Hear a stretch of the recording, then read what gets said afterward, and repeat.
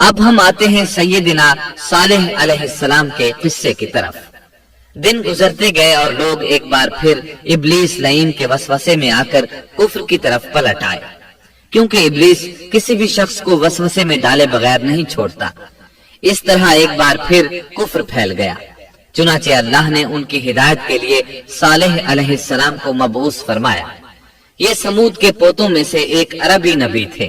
ان کا نسب نامہ اس طرح ہے: صالح بن عبید بن سیاف بن ماشح بن عبید بن حاضر بن سمود بن ارم بن سام بن نوح علیہ السلام۔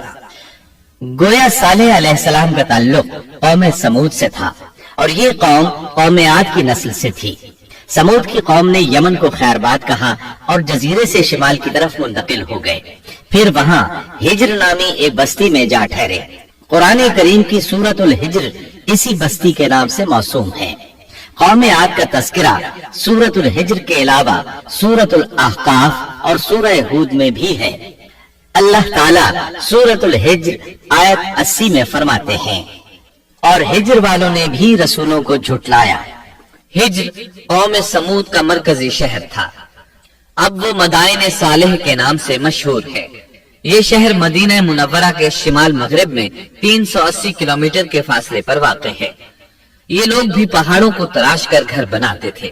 یہ صنعت اور کاریگری انہوں نے قوم عاد سے وراثت میں پائی تھی۔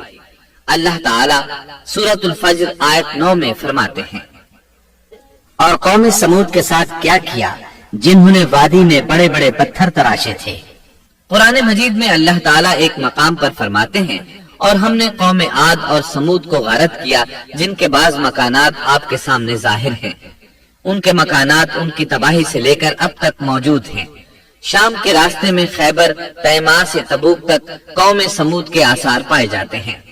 یہ لوگ کس طرح پتھر تراش کر گھر بناتے تھے، اللہ تعالیٰ نے سورۃ الاعراف آیت 74 میں اس کا ذکر کیا ہے۔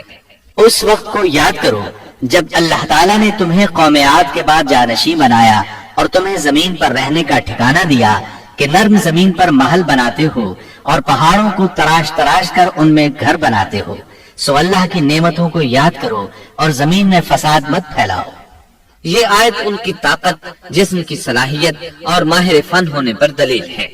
پہاڑوں کو تراشنا دراصل قوم عاد کی عادت تھی۔ یہ بھی چونکہ انہی سے تھے، اس لیے وراثت میں یہ کام انہیں بھی آ گیا تھا۔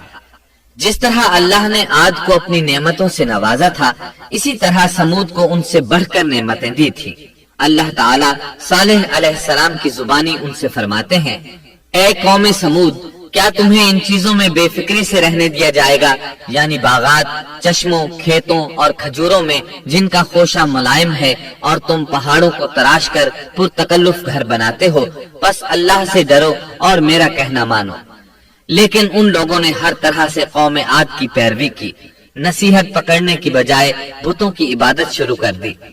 اللہ نے ان کے درمیان صالح علیہ السلام کو مبعوث فرمایا۔ آپ نبوت ملنے سے پہلے بھی عقل مند اور علم والے تھے، باعزت گھرانے سے تعلق رکھتے تھے۔ اپنے معاملات میں لوگ ان سے مشورے لیتے تھے، لہٰذا انہیں ایک خاص مقام حاصل تھا۔